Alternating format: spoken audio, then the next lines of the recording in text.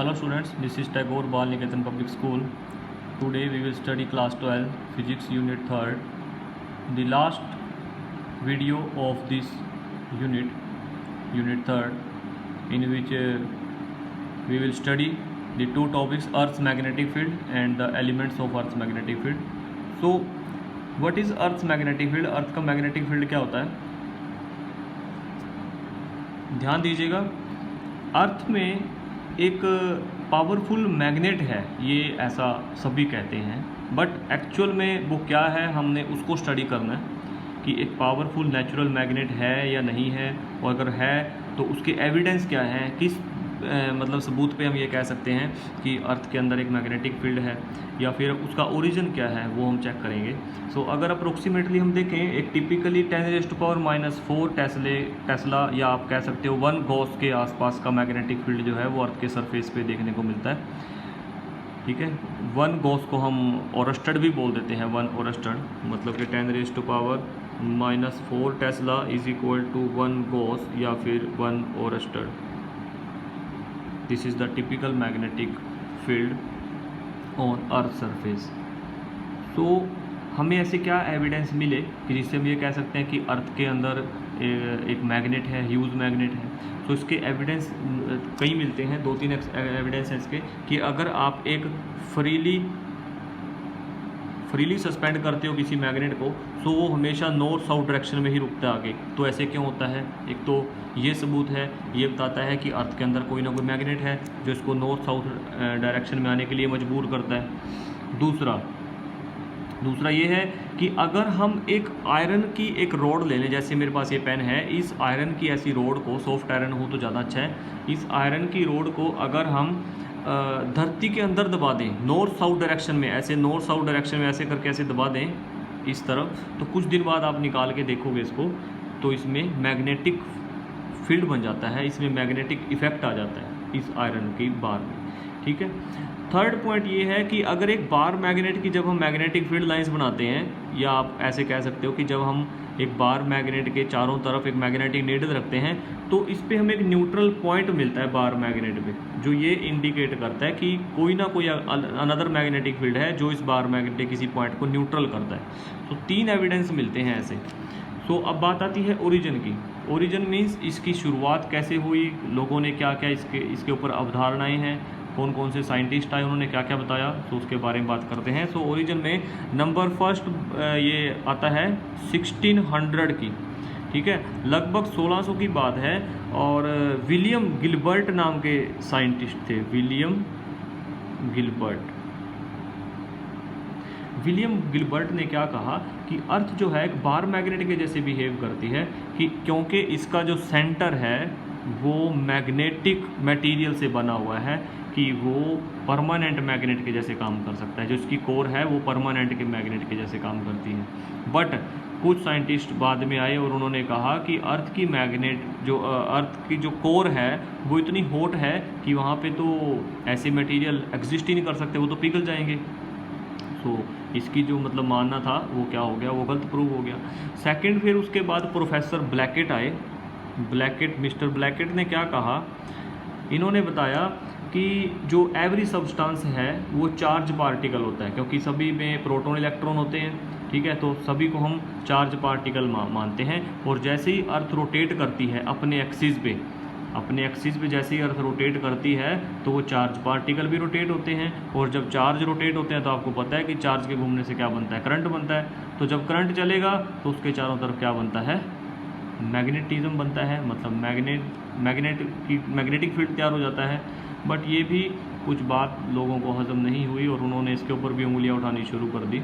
उंगलियां उठाई नहीं, एक्चुअल में रीज़न थे कुछ रीज़न जिनकी वजह से इसको खारिज कर दिया गया, ख़त्म कर दिया गया। उसके बाद एक अनदर प्रोफेसर आए, साइंटिस्ट आए, उन्होंने क्या बताया, उन्होंने बताया कि जो सन से कॉस्मिक रेज आती हैं, कॉस्मिक रेज, उस कॉस्मिक रेज की वजह से जब वो अर्थ के एटमॉस्फेयर में एंटर करेंगी तो वो गैसेस को आयनाइज कर देती हैं, आयनाइज द गैसेस। तो गैसेस को आयनाइज करने के बाद गैसेस के आयन बन जाएंगे, plus negative positive negative ion बन जाते हैं। ठीक है, कैटायन अनायन बोलते हैं जिसको। तो जैसे ही अर्थ अपने एक्सिस में रोटेट करेगी तो वो चार्जेस भी जो आयंस हैं वो भी रोटेट करेंगे, और रोटेट करने के बाद वो करंट बनाएंगे, और मूविंग करंट जो क्या करते हैं पैदा, मैग्नेटिक फील्ड पैदा करते हैं। बट इसकी भी बात कुछ जो है वो बनी नहीं, मतलब ये भी कुछ हजम नहीं हुई बात। फोर्थ उसके बाद आते हैं सर ई बुलर्ड,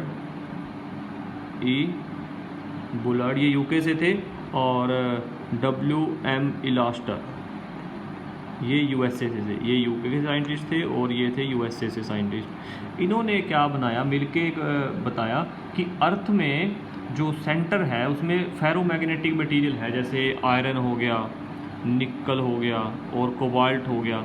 ऐसे मटेरियल से अर्थ का सेंटर भरा पड़ा है, और कहता है वो मोल्टन भी हैं, ये पिघले हुए भी हैं, मोल्टन स्टेट में है, ये पिघले हुए भी हैं, आयरन निकल कोबाल्ट, और सेंटर में भी हैं।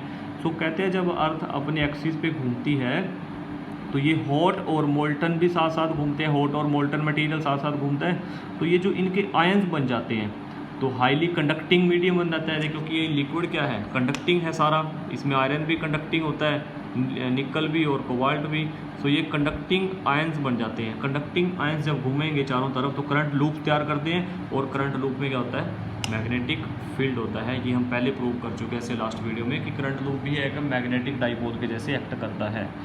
तो आज के टाइम में अगर देखा जाए, ये जो फोर्थ पॉइंट है, मतलब सर ई बुलर्ड और WM इलास्टर ने जो कहा, सिर्फ इसी को हम मानते हैं और इसी को मोस्ट एक्यूरेट मान के ही हम आज की स्टडी कर रहे हैं कि अर्थ की जो कोर है वो मोल्टन स्टेट में है, ठीक है। बट जो एक्चुअल रिपोर्ट है वो अभी तक कॉम्प्लिकेटेड है, सिस्टम इतने इरेगुलर और कॉम्प्लिकेटेड हैं कि अभी तक एक्चुअल जो रीज़न है अर्थ के मैग्नेटिक फील्ड का वो नहीं पता चल पाया, मतलब वो अभी भी येट टू बी नॉन है, अभी भी उसको जानना बाकी है। समझ रहे पॉइंट ये। सो इसके बाद हम थोड़ा सा अर्थ के मैग्नेटिक एलिमेंट्स की तरफ चलते हैं। इसमें कुछ डेफिनेशंस आती हैं, वो आप खुद रीड कर सकते हो। जियोग्राफिक एक्सिस क्या होती है, magnetic axis, magnetic equator, magnetic meridian, geographic meridian, ये सभी ये डेफिनेशंस हैं। तो मैं आपको मैग्नेटिक डिक्लिनेशन बताता हूँ। तो मैग्नेटिक डिक्लिनेशन के लिए आप मैग्नेटिक मेरिडियन और जियोग्राफिक मेरिडियन को समझिए एक बार। तो उसमें होता क्या है कि अगर अर्थ ये है और इसके अंदर हम इसका एक बीचों बीच पार्ट ऐसे, एक जैसे हमारे पास प्लेन ऑफ पेपर होता है उसको ऐसे बीचों बीच ऐसे धसा दें इसके, तो वो बन जाता है इसका जियोग्राफिक मेरिडियन, क्योंकि इस तरफ नॉर्थ पोल है, इस तरफ मान लीजिए साउथ पोल है, और अर्थ के मैग्नेट का इस तरफ यहाँ पे साउथ पोल होता है और इस तरफ यहाँ पे नॉर्थ पोल होता है। क्योंकि ये दोनों मेरिडियंस आपस में एक हल्का सा एंगल क्रिएट करते हैं आपस में, उस एंगल को हम बोलते हैं एंगल ऑफ डिप, ठीक है। जियोग्राफिक मेरिडियन और मैग्नेटिक मेरिडियन के बीच में जो एंगल बनता है उसको मैग्नेटिक डिक्लिनेशन बोल देते हैं, मैग्नेटिक डिक्लिनेशन। ये जो एंगल बनता है यहाँ पे, इसको हम शो करते हैं अल्फ़ा से, ठीक है, ये डिक्लिनेशन होता है, मैग्नेटिक डिक्लिनेशन। सो फर्स्ट इसका अर्थ के मैग्नेटिक फील्ड का एलिमेंट यही है, फर्स्ट एलिमेंट जो है वो मैग्नेटिक डिक्लिनेशन ही है। सेकंड अगर हम बात करें एंगल ऑफ डिप की, सो एंगल ऑफ डिप को हम डिनोट करते हैं डेल्टा से, ऐसे डेल्टा से डिनोट करते हैं एंगल ऑफ डिप को। और ये एंगल ऑफ डिप होता क्या है कि अगर आप जैसे मान लीजिए मैं ये बनाता हूँ जियोग्राफिक मेरिडियन, ठीक है, और ये मैंने बना दी मैग्नेटिक मेरिडियन, ठीक है, इनके बीच में यहाँ पे बनने वाला एंगल तो था अल्फ़ा, जिसको हम बोलते हैं डिक्लिनेशन। बट अगर मैं थोड़ा इसको बढ़ा के लिखूँ नीचे, ऐसे ऐसे कर देता हूँ इसको, ठीक है, ऐसे, और ऊपर से सरफेस किसी रिजिड सपोर्ट से एक पेंडुलम को बांध के, और उसके पेंडुलम की जगह हम उस पर मैग्नेटिक नीडल को बांध दें। सो मैग्नेटिक नीडल जो है वो इस तरफ लाई करेगी, इसका अर्थ का मैग्नेट का जो है नॉर्थ पोल होगा और अर्थ के मैग्नेट का साउथ पोल होगा। सो इस तरफ लाई करती है। तो जो इसकी एक्चुअल पोजीशन थी, जो पहले इसकी एक्चुअल पोजीशन थी, और उसके बाद ये कितना रोटेट कर जाती है, सो इस एंगल को हम बोलते हैं डेल्टा एंगल। ये होता है angle of dip at a particular point, ठीक है। मींस अगर हम किसी नीडल को पिवोटेड माने, हॉरिजॉन्टली मानना पड़ेगा, तो वो कोइंसाइड कर जाती है मैग्नेटिक मेरिडियन के साथ। क्लियर है पॉइंट। तब जो उसकी ओरिएंटेशन होगी, मतलब वो कितना मुड़ेगी टोटल मैग्नेटिक फील्ड की, अर्थ के टोटल मैग्नेटिक फील्ड की तरफ वो मुड़ जाती है, और वो किस पॉइंट से कितना मुड़ती है, उसी को हम क्या बोलते हैं, delta, means angle of dip, ठीक है। अगर इसको हम थोड़ा सा और कोशिश करें बनाने की इसका अलग से डायग्राम। तो थोड़ा मैं इसको ओपन करके बनाता हूँ, ध्यान दीजिएगा। ये हम बना लेते हैं जियोग्राफिक मेरिडियन का एक हिस्सा, ठीक है, कुछ ऐसे।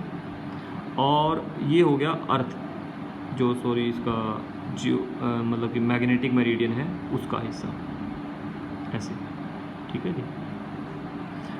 यहाँ पे बनने वाले एंगल को मैंने इसका दोनों पार्ट नहीं बनाए, इसको क्रॉस नहीं किया, सिर्फ हाफ हाफ पार्ट इस तरह के, इसको इस तरफ बनने वाले एंगल को अल्फा बोल रहे हैं, ठीक है, डेक्लिनेशन। और इस तरफ मान लीजिए नीडल पिवोटेड है और इसकी डायरेक्शन इस तरफ है, ये इसका नॉर्थ हैंड है, इसका साउथ है, और इस तरफ ये लाई होती है। तो मतलब यहाँ से अर्थ के मैग्नेटिक फील्ड जो है बी, वो इस तरफ बनेगा टोटल मैग्नेटिक फील्ड। सो ये है जियोग्राफिक मेरिडियन, ये वाली, और ये मैग्नेटिक मेरिडियन। तो मैग्नेटिक मेरिडियन और अर्थ के बीच के बनने वाले एंगल को हम बोलते हैं डेल्टा, ये एंगल ऑफ डिप बोलते हैं जिसको, एंगल ऑफ डिप या इंक्लिनेशन एंगल दोनों बोल सकते हैं। सो बी के हम दो कंपोनेंट तैयार करते हैं यहाँ से, एक तो जिस तरफ ये एंगल है और एंगल की तरफ क्या बनेगा, हॉरिजॉन्टल कंपोनेंट, मीन्स उस तरफ बन जाएगा बी एच और इस तरफ बन जाएगा B V, vertical component. So B H को अगर हम लिखना चाहें तो बी एच होगा हमारे पास बी कॉस डेल्टा और बी वी होगा हमारे पास बी साइन डेल्टा, ठीक है। दोनों की रेशियो ले लीजिए, B V by B H is equal to कितना आएगा, B sine delta by B cos delta. ये कितना हो जाएगा, बी से बी कितना आ जाएगा, 10 delta, means B V by B H is equal to 10 delta. ये क्या हो गया, ये हो गया स्लोप, इसका झुकाव कितनी रीडिंग देता है, मतलब दोनों की रेशो जो है ये स्लोप बताती है हमें, बी वी और बी एच की रेशो, ठीक है जी। अगर आप नंबर 1 और नंबर 2 मान के स्केयर करके इनको ऐड कर दीजिए, B square B H square और बी वी स्केयर, तो कितना हो जाएगा, B square cos square delta और B square sine square delta. So वहाँ से कोस स्केयर डेल्टा और साइन स्केयर डेल्टा एक हो जाएंगे और बी स्केयर उनमें से कॉमन आ जाएगा, और कोस square delta plus sign square delta क्या होता है, 1 होता है। सो बी की वैल्यू कितनी आ जाएगी यहाँ से, अगर अर्थ का टोटल मैग्नेटिक फील्ड निकालें, सो horizontal component of earth magnetic field plus vertical component of earth magnetic field और उनका अंडर रूट। तो अंडर रूट करने से क्या जाता है हमारे पास टोटल मैग्नेटिक फील्ड। मीन्स अगर हमें 3 एलिमेंट्स ये पता चल जाएं तो हम किसी भी पॉइंट के अर्थ का मैग्नेटिक फील्ड निकाल सकते हैं, किसी भी प्लेस पे। क्लियर है पॉइंट। आपने मैप देखे होंगे, ठीक है, पूरे वर्ल्ड के मैप देखे होंगे, उन मैप्स में डिटेल चार्ट से एक लाइन बनी होती है, वर्ल्ड मैप के ऊपर लाइन पासिस होती है, ठीक है, और वो लाइन कहाँ से पास होती है, वो लाइंस वहीं से पास होती हैं जहाँ पे इन तीनों एलिमेंट्स की सेम वैल्यू होती है, सेम वैल्यू ऑफ 3 एलिमेंट्स। जो मैप होता है पूरे वर्ल्ड का उसमें लाइंस लगी होती हैं एक, ठीक है, डिटेल चार्ट्स में लाइन इंडिकेटेड होती हैं वर्ल्ड मैप के अंदर। वो लाइन जिस भी पॉइंट से पास करती हैं वैसे प्लेस होते हैं जहाँ पे मैग्नेटिक एलिमेंट्स की सेम वैल्यू होती है। और इन 3 एलिमेंट्स की वजह से 3 तरह की लाइन बनती हैं, आइसोगोनिक, आइसोक्लिनिकल एंड आइसोडायनामिक्स। आइसोगोनिक, आइसोक्लिनिकल एंड आइसोडायनामिक 3 तरह की लाइंस बनती हैं, ठीक है। सो स्टूडेंट्स आज हमारी 3rd यूनिट यहाँ पे कंप्लीट होती है। इस बेस से आप इसके NCERT क्वेश्चन जो हैं वो लर्न करेंगे, उनको समझेंगे, पढ़ेंगे, और इस बेस पे इसके जितने भी न्यूमेरिकल हैं NCERT बेस्ड वो आप सभी करेंगे। Okay, thank you.